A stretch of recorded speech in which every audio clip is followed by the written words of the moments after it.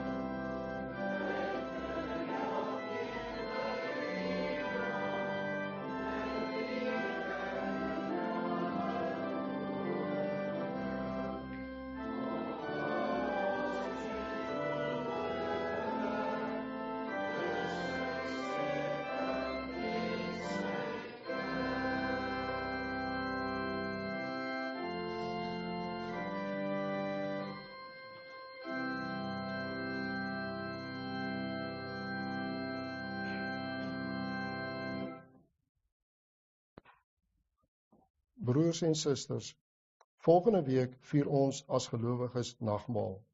Dit beteken dat ons in die komende week selfondersoek sal moet doen.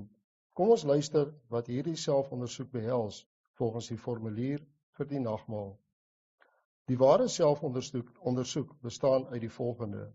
Ten eerste moet ons elkeen nadink oor ons sonde en verlorenheid, sodat ons kan besef hoe veragtelik ons voor God is en dat ons voor God moet verootmoedig. Die toorn van God teen die sonde is immer so groot, dat hy dit in sy geliefde seun Jesus Christus met die verskriklike en veragterlike kruisdood gestraf het, eerder as om dit ongestraf te laat bly. Ten tweede, moet ons elkeen vir onsself duidelikheid kry, of ons die vaste versekering van God glo, dat al ons sondes slegs op grond van die lyding en dood van Jesus Christus vergewe is. Verder, of ons glo dat die vryspraak wat Christus vir ons bewerkstellig het, so volkome deur God aan ons geskenk is, asof ons onsself vir al ons sondes betaal en ons saak met God reggemaak het. Ten derde, moet ons elkeen onsself eerlik afvra, of ons van nou af hiervoor aan God dankbaarheid gaan bewys. En dit is ons hele lewe, en dit in ons hele lewe sal openbaar deur opreg voor hom te lewe.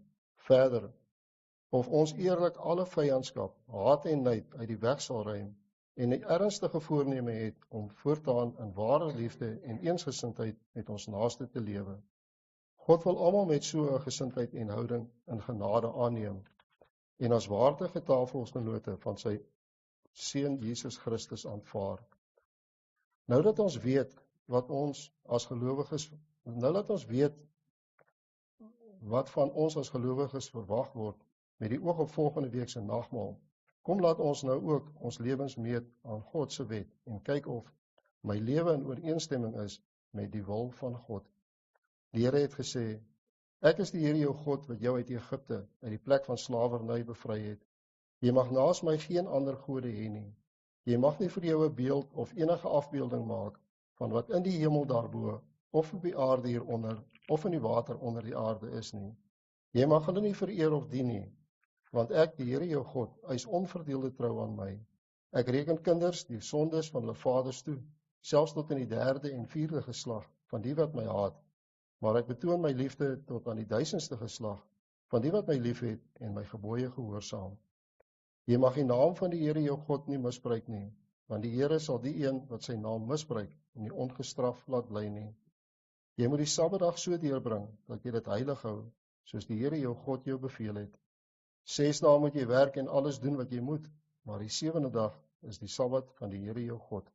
Dan mag jy geen werk doen nie, nie jy of jou seun of jou dogter, of die man of vrou wat vir jou werk, of jou bees of jou donkie, of enige dier van jou, of die vreemdeling by jou nie, sodat jou werksmense kan rus soos jy. Jy moet daaraan dink dat jy in Egipte 'n slaaf was, en dat die Here jou God jou deur sy groot krag en met magtige dade daaruit bevry het. Daarom het die Here jou God jou beveel om die Sabbatdag te onderhou. Eer jou vader en jou moeder, soos die Here jou God jou beveel het. Dan sal jy 'n lang lewe hê, sal dit goed gaan met jou in die land wat die Here jou God vir jou gee. Jy mag nie moord pleeg nie, jy mag nie egbreek pleeg nie, jy mag nie steel nie, jy mag nie vals teen 'n ander getuig nie, jy mag nie iemand anders se vrou begeer nie, jy mag nie sy huis begeer nie, ook nie sy grond, sy slaaf of slavin, sy bees of donkie, of enigiets anders wat aan hom behoort nie. Broers en susters, met die aanhoor van die formulier en die wet kan ons nie anders as om tot skuldbelydenis oor te gaan nie. Kom ons verootmoedig onsself voor God met die sing van Gesang 233.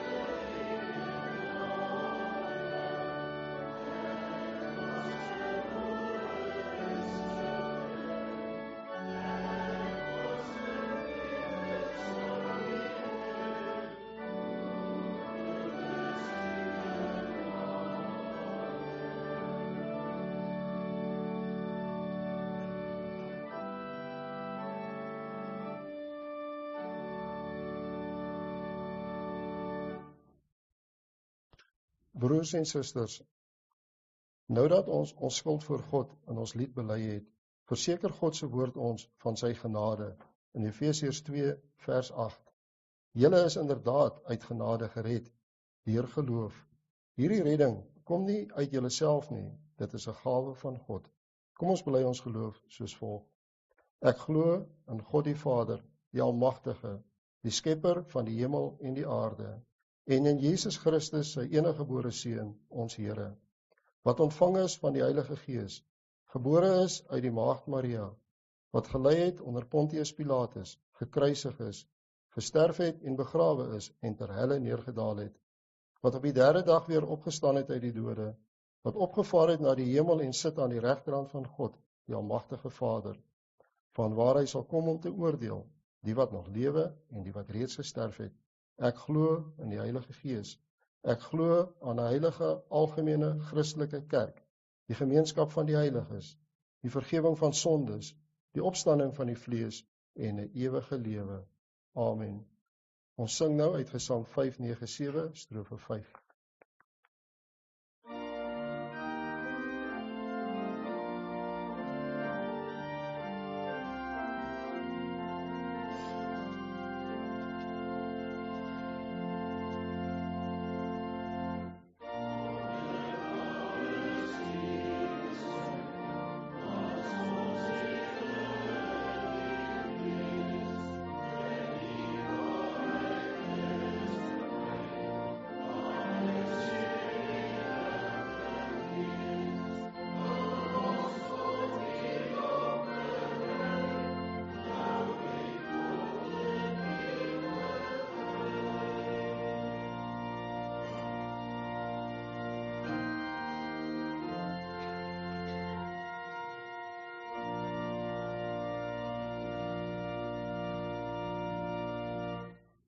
Gemeente, ons maak vanmôre die Here se woord oop. En ons gaan saam lees uit die Evangelie volgens Lukas. En ons gaan saam lees uit 2 hoofstukke, hoofstuk 8 en hoofstuk 9. Enkele verse. In hoofstuk 8 gaan ons saam lees daar vanaf vers 1 tot en met vers 3. En dan gaan ons saam lees daaruit hoofstuk 9, daar vanaf vers 7 tot 9 en dan ook 18 tot 20. Ons lees dan nou saam, maar voordat ons saam lees, terwyl ons so sit met die Here se woord geopen, laat ons ons oë sluit in gebed. Here, ons God, U, die skepper van hemel en aarde. Vader, ons dank U, dat ons vanmôre weer U wet kon aanhoor, ons lewens kon meet aan U woord, ook aan die formulier vir die bediening vir die nagmaal. Vader, so met die aanhoor, besef ons dat ons maar sondaars is, geneig tot die onreg, geneig tot sonde. Ja, Heer, ons is maar opstandig teenoor U en teenoor mekaar. Maar ons dank U, Heer, dat ons ook ons geloof kon bely in die drie-enige God, 'n God vol van barmhartigheid en genade. En daarom, Heer, is ons vanmôre hier, nie net om ons skuld te bely nie, nie net om ons geloof te bely nie, maar in die besonder ook weer gekonfronteer te word met U woord, die evangelie. Om weer die geopenbaarde woord Jesus Christus te ontmoet deur die leiding van die Heilige Gees. Daarom bid ons, Here, maak dit stil in ons. Ja, Here, U weet maar van die storms wat soms in ons gemoed woed. U weet van die uitdagings in ons lewens. Vader, ons bid vir kalmte en rustigheid. Ons bid, Heer, dat hierdie woord van U tot ons inslag sal vind. Dat ons dit sal hoor, sal oordink en dit ook sal leef. Vader, ons leef in 'n vreemde tyd. Daar is soveel mense wat bekend staan as beïnvloeders en groot invloed uitoefen op mense se lewens. Ja, hierdie mense het volgelinge en so word mense ook napraters, nadoeners. Maar Vader, as gelowiges, weet ons en bely ons dat die grootste invloed in ons lewens is u woord, in die besonder u geopenbaarde woord, Jesus Christus. En daarom bid ons, dat ons na u stem sal bly soek, dat u woord en u gees ons sal bly beïnvloed, ons sal lei in waarheid. Daarom bid ons ook vir die beskerming en die beskutting, ook teen al hierdie dwalinge en valshede wat versprei word, wat verwarring bring onder ons mense. Vader, ons weet, die Satan is magtig en hy gebruik sy invloed. Maar Here, ons weet ook en ons kan bely dat U is die Almagtige, die gans andere, wat reeds die Satan oorwin het. Daarom bid ons, Here, dat ons U altyd voor oë sal hou. Ons bid dit in die naam van ons Heer Jesus Christus. Amen. Geliefdes, ons lees dan saam daar in hoofstuk 8, daar vanaf vers 1. Kort daarna het Jesus deur die een stad en dorp na die ander gereis om te preek en die evangelie van die koninkryk van God te verkondig. Die 12 het saam met hom gereis en ook 'n aantal vroue wat van bose geeste en siektes genees is, naamlik Maria, wat bekend was as Magdalena, uit wie 7 demone uitgegaan het, en Johanna, die vrou van Chusa, 'n bestuurder van Herodes, en Susanna, en baie ander wat uit hulle eie bronne vir Jesus en die 12 gesorg het.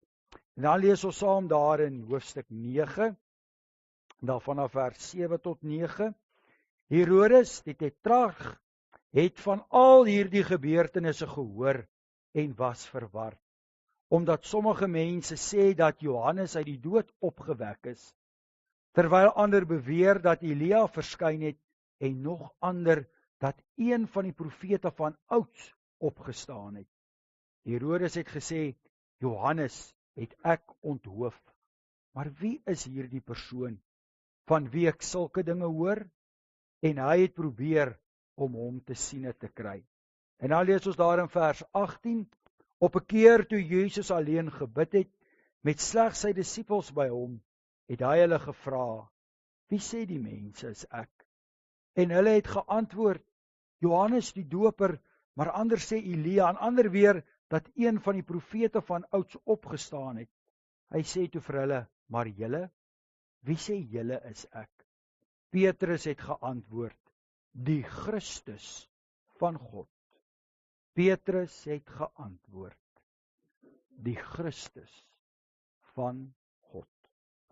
Geliefdes, tot sover ons skriflesing. Gras verdor en blomme verwelk, maar die woord van die Here bly vir ewig. Geliefdes, ons sing nou weer saam daar uit Gesang 151 en ons sing daar saam strofes 1 en 2.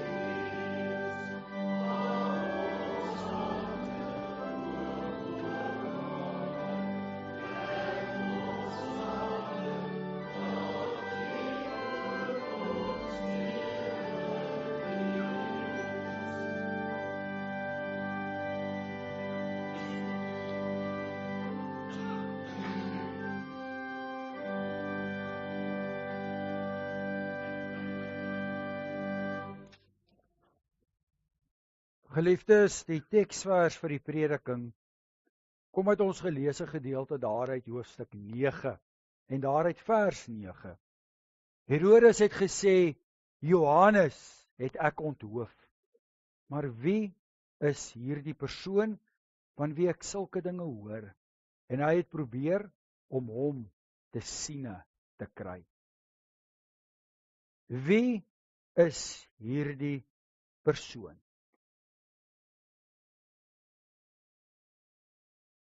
Geliefdes, wie is Jesus?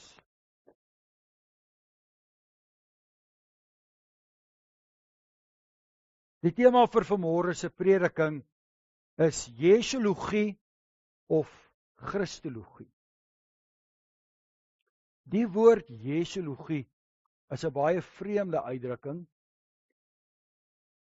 'n Uitdrukking wat ek raak gelees het in 'n artikel van so meer as 27 jaar gelede, toe daar destyds 'n publikasie uitgegee is, 20ste eeuse hervormde teologie.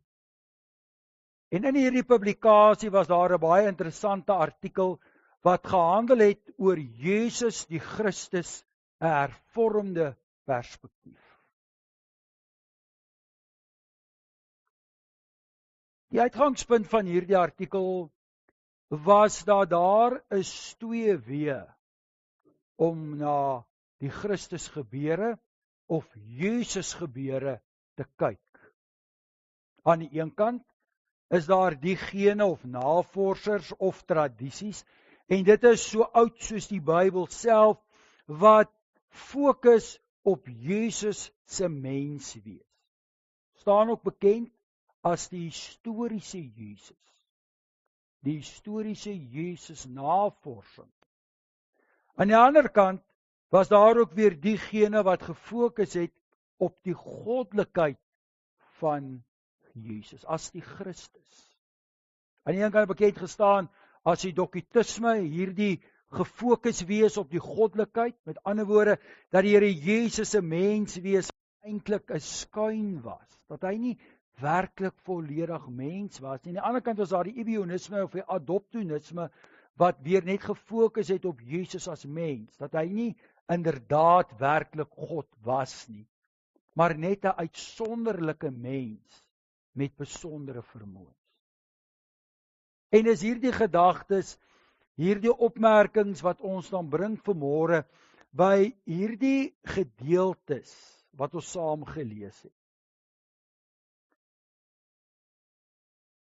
Dis in Lukas 8, die inleidende verse, en dit wat ons lees in Lukas 9, het daar bepaalde dinge gebeur. En hierdie gebeurtenisse kan op verskillende maniere beoordeel word. En dit word ook inderdaad ook gedoen in die tyd waarin ons leef. Ons lees daar in hoofstuk 8, dat die Here Jesus het van dorp en stad tot stad gereis en hy het gepreek. Interessant dat hy gepreek het oor die evangelie van die koninkryk van God. Maar ons lees ook daar 'n groepie vroue saam met hom gereis. Maria Magdalena, afkomstig daar in die gebied van Magdala, ons het ook al op by geleentheid 'n bietjie gekyk na Maria, en ons weet, sy was baie siek gewees, en daar is ook al baie geskryf oor Maria Magdalena, daar is baie teorieë oor haar, daar is films gemaak oor haar, en so meer en so meer. Maar daar was ook 'n groepie ander vroue. Dat hier was 'n hegte groepie, die disippels en hierdie vroue, wat saam met die Here Jesus op reis was. En dan lees ons van die gelykenisse, ons lees die baie bekende gelykenis van die saaier, die saad, ons ken dit baie goed. Ons het ook by geleentheid daarop gefokus, die saad wat langs die persoon geval het op die pad en op die harde klip en daartussen die dorings en dussels, en dat daar ook inderdaad dan ook op goeie grond geval het. En dan met die verduideliking, dan sê die Here Jesus ook hier, aan julle is gegee om die geheimenisse van die koninkryk van God te verstaan, maar vir ander bly dit bloot gelykenisse. Hou hierdie opmerking. En dan lees ons van die gelykenis van die lamp wat ons baie goed ken, ook van die lig wat moet helder skyn. En dan daardie gebeurtenis van die storm op die see wat stil gemaak word. Ons lees, dis by daardie gebeurtenis waar die Here Jesus aan die slaap geraak het en die disippels verward was. Hulle was bang en onseker. Ons het ook al na daardie teksgedeelte gekyk. En dan die gebeurtenis met die man wat gered is, wat ook onder beheer van hierdie klomp bose geeste was. Legioen was sy naam, wat verduidelik het na 1000 menigte. En daar waar hierdie bose geeste in die varke ingejaag is, daar by Gadara, ons ken dit baie goed, en waar die Here Jesus dan versoek is om die gebied te verlaat. En dan die baie bekende gebeurtenis van die vrou wat baie siek was, wat aan bloedvloeiing gely het, wat die Here Jesus aangeraak het en genees is. Dan Jairus se dogter, wat uit die dood opgewek is.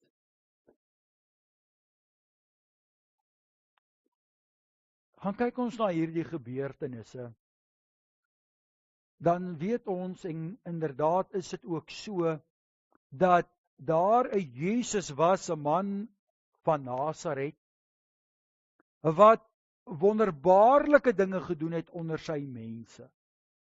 Dat daar 'n man was wat gereis het uit die gebied van Galilea en Jerusalem besoek het. En op hierdie reis het hy baie mense ontmoet. Hy het baie mense gehelp. Daar het baie wonderwerke plaasgevind en hy het uit die aard van die saak mense baie dinge geleer. Hy was natuurlik nie die enigste een nie. Daar was baie ander leermeesters ook in sy tyd. Maar nie een soos hy nie.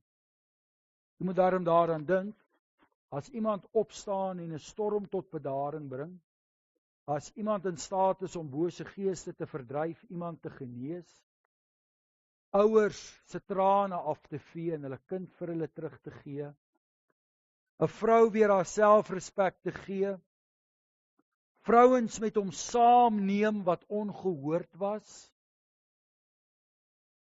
dan moet ons erken dat hierdie Jesus 'n merkwaardige persoon was. Maar is dit wie Jesus werklik was?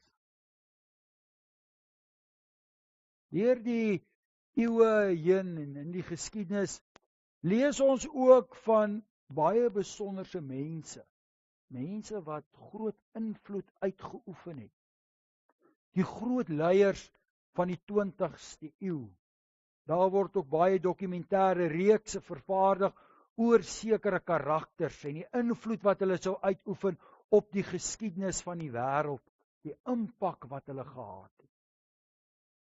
Ons leef in 'n tyd waar gewone mense op straat, gewone mense soos ek en u, in staat is om mense te beïnvloed. Sosiale media is hierdie magtige platform waar mense volgelinge het en mense met hulle saamneem. En die invloed is geweldig. Ons leef in 'n tyd waar die samelewing besig is om geherstruktureer word. Waar magtige mediahuise nie meer die invloed op mense se denke alleen nie. En dit raak ook die geloof. Ons leef in 'n tyd waar 'n mens sou sê daar in 'n sekere sin 'n herontdekking of weer 'n herontwaking is rondom die Jesus figuur, die Jesus karakter. En so met die eerste oogopslag mag ons dit dalk positief ervaar. Daar is baie mense wat verwys na die leringe van die Here Jesus en dit mooi uiteensit. Ons lees daarvan en kyk daarna op sosiale media platforms. Ons word geleer dat hierdie Jesus ook tuis is binne ander gelowe. Dat hierdie Jesus 'n gemeenedeler is vir verskille. Dat hy die een is wat hierdie verskille uit die weg kan ruim. Dit wat die Here Jesus leer en sê, eintlik maar baie ooreenkom met wat ander gelowe, godsdienste op die tafel plaas, veral as dit kom by etiese kwessies.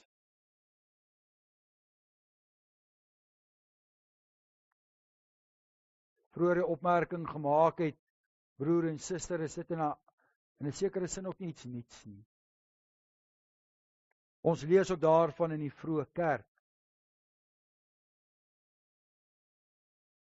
Maar is dit die Jesus wat ons bely? Mag ons gemaklik wees met hierdie Jesus. Want jy sien, geliefdes, daardie Jesus ken die Bybel nie. Trouwens, daardie Jesus het die kerk nooit geken nie. Hierdie Jesus wat hom net beywer het vir sosiale geregtigheid. Wat besig was met die gemarginaliseerdes. Ons is in die maand Augustus. Nou die dag kry ek ook 'n artikel onder oë waar daar ook verwys word na die vrou in hierdie maand uit die aard van die saak, maar vanuit 'n jesuologiese oogpunt benader word. Dat ons by die pyn van vrouens kan verbygaan soos wat Jesus nie verby die pyn van vroue gegaan het. Ja, dit klink goed. Dit klink waar, natuurlik het die Here Jesus bemoeienis met die vrou gemaak in sy tyd.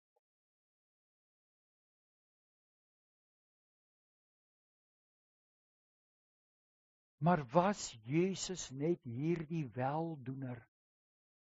Was hy net hierdie besonderse mens in wie se voetstappe ons moet stap?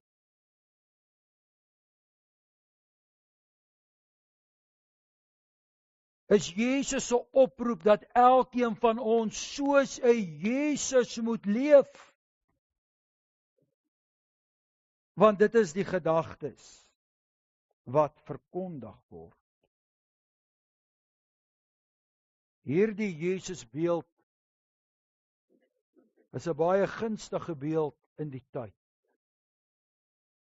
Want hierdie Jesus kan gebruik word vir verskillende gedagtes, verskillende sienings. So ver aan die linkerkant, as hierdie pasifistiese Jesus wat die wang draai en dinge maar net laat gaan, wat vir alles en almal lief is. Niemand oordeel nie. Almal aanvaar. Alles is reg en goed. Hierdie liewe Jesus gedagte. Maar hierdie Jesusbeeld kan ook gebruik word na die regterkant toe as die Jesus wat eintlik sekere politieke gedagtes eintlik bewys. Ja, daar word hy selfs aangespreek in sy Hebreëse naam Yeshua of Yahshua of hoe mense dit ook al wil uitspreek. En word daar gekyk en gesoek na sekere uitsprake van Yeshua om aan te toon dat daar 'n bepaalde bloedlyn deur die geskiedenis loop. En tussen hierdie twee uitgangspunte is mense ook besig om hulle eie Jesus te skep en hulle eie Jesus te volg. 'n Jesus wat by hulle omstandighede inpas.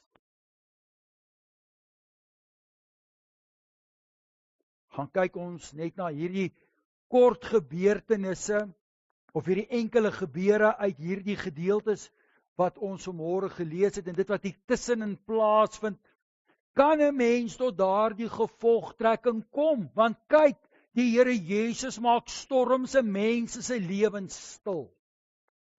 Die Here Jesus bring genesing.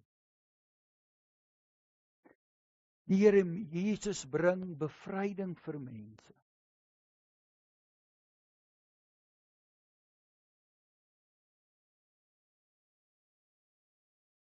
Herodes vra die vraag: wie is hierdie man? Wie is hierdie persoon?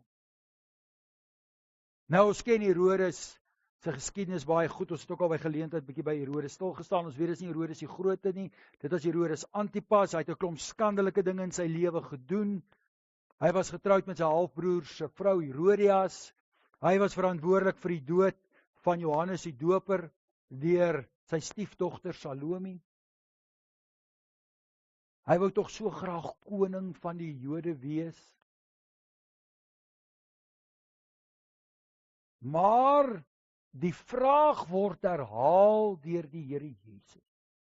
As die Here Jesus vra, maar wie sê die mense is ek? Nou aanleiding van al hierdie dinge wat gebeur het. Wat hoor julle? Wat sien julle? En dan gee hulle vreemd genoeg dieselfde antwoorde as die antwoorde wat gegee is vir Herodes. Ja, sommige sê Elia, sommige sê een van die profete, ja, sommige sê self dat Johannes die Doper is, dat daar 'n inkarnasie met ander woorde sou plaasvind. En dan kom die Here Jesus en vra die vraag, maar wie sê julle is ek? En dan daardie baie bekende belydenis van Petrus, maar U is die Christus. Die ander evangelies omskryf dit verder, U is die Christus, die Seun van die lewende God. U is die Christus. Die Bybel kwalifiseer, omskryf wie hierdie Jesus is. Die Christus.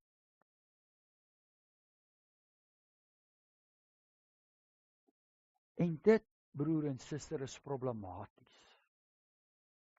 Veel meer as wat ons werklik besef. U sien, Jesus is welkom in die wêreld. Jesus is die antwoord op soveel probleme. Jesus kan so gebruik word en hy word gebruik. Ons lees op borde waar daar staan: Islam erken en respekteer Jesus.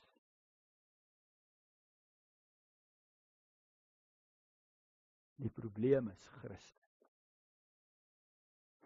Christus is nie welkom. Christus word nie erken nie. Christus word nie geduld nie. Daar die vurk in die pad waarna hierdie artikel verwys het. Daardie artikel sluit af. Die toekoms sal leer. Die outeur van daardie artikel maak die opmerking dat hierdie uitgangspunte onverzoenbaar met mekaar is. Want jy sien, broer en suster, ons as hervormers het altyd veilig tussen hierdie twee uiterstes beweeg. Dat daar inderdaad 'n Jesus was, wat gebore is in Nasaret, 'n Jesus wat geleef en gewerk het, wat geëet het, wat gehuil het, wat geloop het, is inderdaad so. Daar is 'n historiese figuur, daar is genoeg bewyse daarvoor, as ons gaan kyk na die vroeë geskiedskrywing. Maar dan is daar ook Jesus, die Christus, die Seun van God. En dit is hoe die evangelies, Paulus, die Nuwe Testament, hom aan ons bekendstel en openbaar. Want word daar net gefokus op die Jesus figuur, dan verval die maagdelike geboorte dan verval die opstanding uit die dood, dan verval die ewige lewe. En al wat oorbly is hierdie voorbeeld van Jesus wat ons moet volg. En soos reeds gesê, met hom, daardie projeksie, daardie beeld, het die wêreld nie meer 'n probleem nie. Selfs die Satan en die boosheid van die Satan is baie gemaklik met Jesus. Die wêreldse Jesus, die historiese figuur Jesus. Laat my so dink daar in die tuin, die ou Satan gesê het die Here nou werklik gesê dat julle kan van geen boom se vrugte eet nie? Dit klink reg, maar dis ook nie reg nie. So 'n halwe leuen is 'n volledige leuen. Hierdie Jesus klink vir ons reg, maar dit is nie die Jesus van die Bybel nie. Nee, Jesus word omskryf as die Christus, as Immanuel, God met ons. Wat ons weet wat beteken Christus, leer dit altyd vir die finalejaars ook. Dit beteken gesalfde, dit dui op hierdie messiaanskap, dit dui op die vervulling van die Ou Testamentiese beloftes. My so vreemd dat daar predikante is en teoloë is wat sê, mens kan Christus nie in die Ou Testament lees nie. Jy kan nie uit die Ou Testament dit deurtrek na Christus toe in die Nuwe Testament nie. Dit was tog die ou groot teoloog ou van Ruler daar in Nederland wat gesê, die eintlike Bybel is die Ou Testament, want die Nuwe Testament is die vervulling daarvan. Gesalfde, wie's gesalf? Konings, priesters en profete is gesalf. Christus Jesus is die ware koning. Hy's die ware profeet, hy's die ware priester. Dis hy wat die wil van God aan ons openbaar. Dis hom wat ons dien en wat ons voor respek het, vir wie ons respek het. Dit is hy wat die volkome offer gebring het, sy lewe gegee het, om die verhouding tussen ons en God te kom herstel. Dis hy wat die dood oorwin het. Hy is die verlosser, hy is die middelaar tussen ons en God. En dit, geliefdes, is ook veel meer as net 'n historiese feit vanuit 'n menslike perspektief. Dis 'n goddelike feit. Dis 'n goddelike werklikheid wat wyer as ons menslike verstand strek. Jesus Christus se opstanding hang nie af van ons belydenis nie. Tydens 'n roudiens hierdie week moes ek aanhoor waar daar gesê is, as jy glo dat Jesus die dood oorwin het, as jy glo dat Jesus die Christus is, dan is dit vir jou 'n werklikheid. Eksistensiële teologie word dit genoem.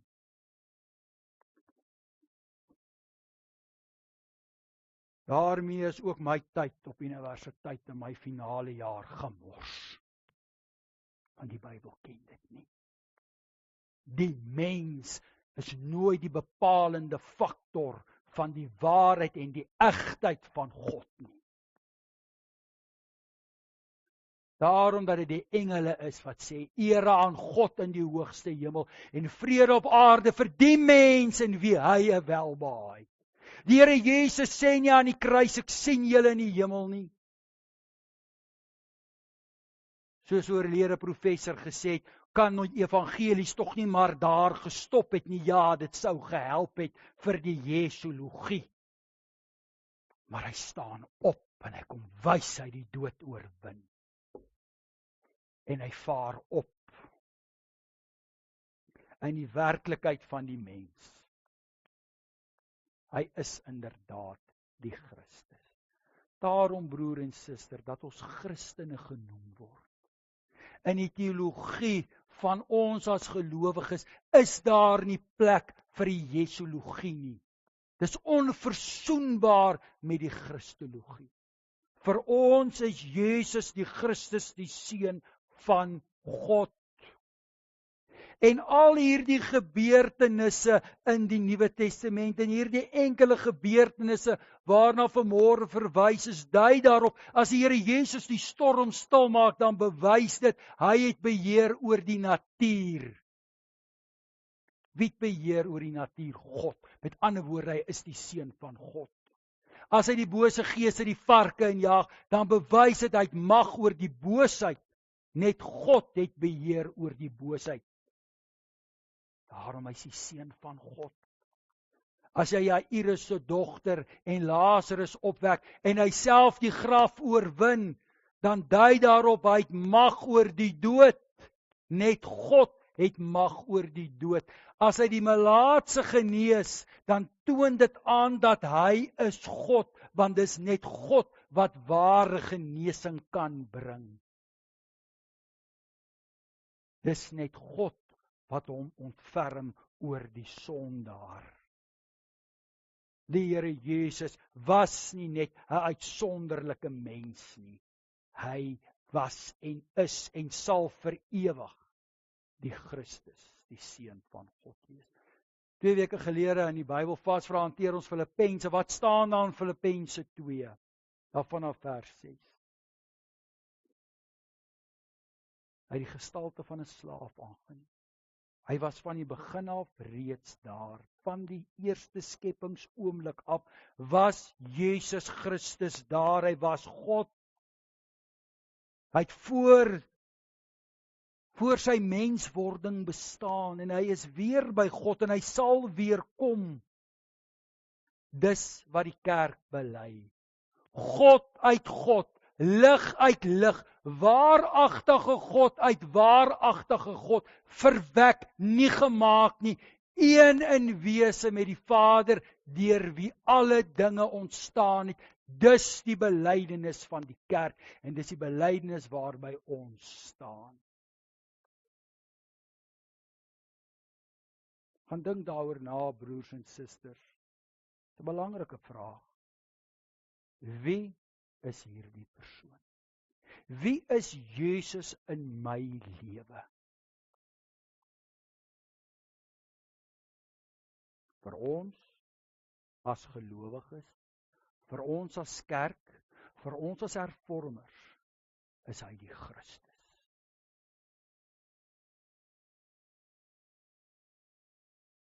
Die Christus wat met ons bemoeienis kom maak. Die Christus wat ons uitnooi om volgende week hier aan 'n tafel te kan kom aansit en as hy sê, as julle hierdie brood eet en uit hierdie beker drink, dan doen julle dit tot my gedagtenis. Dan is dit daardie ontmoeting, daardie kontak met die ware Seun van God, die oorwinnaar van die dood. Die opstanding, broers en susters, is nie metafories nie. Dis 'n werklikheid. 'n Werklikheid wat veel groter is as wat ons ooit werklik sal besef. 'n Werklikheid wat elkeen van ons wat vanmôre hier sit, sal bely. Want die woord sê elke knie sal buig en elke tong sal bely dat U die Christus is. Paulus, gaan lees Paulus, elke keer begin hy 'n brief. Hy sê dit so mooi daar in 1 Korintiërs 2 vers 2, sê hy, ek het besluit om by julle oor niks anders te praat of te weet nie, as van Jesus Christus en hom as gekruisigde, as hy praat oor die prediking. Al sy briewe verwys hy na Jesus as die Christus. Nou as daar gevra word, wat is die verskil tussen ons en ander? Wat is nou eintlik die probleem tussen ons en sommige ander? En dis die krisis, en ons moet dit vanmôre sê ook in ons ou moederskerk en die ou susterskerke, is dis die krisis, broer en suster. Christologie of Jesologie?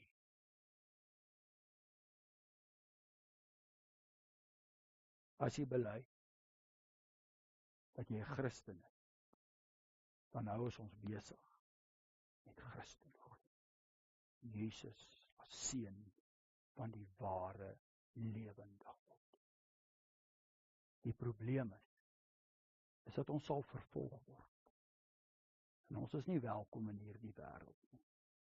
Maar dit op sigself, broer en suster, is goed. Want Christus was nie welkom. Hy is gekruisig. En sy oproep was, as jy my volg, moet jy bereid wees om jou kruis op te neem. Mag die Here ons daardie helderheid van verstand en daardie opregtheid van gees gee, dat ons daardie belydenis, sy nie net met woord sal bely nie, maar dit ook sal leef in daad, maar ook bereid sal wees om dit te verdedig, dat Jesus is die Christus.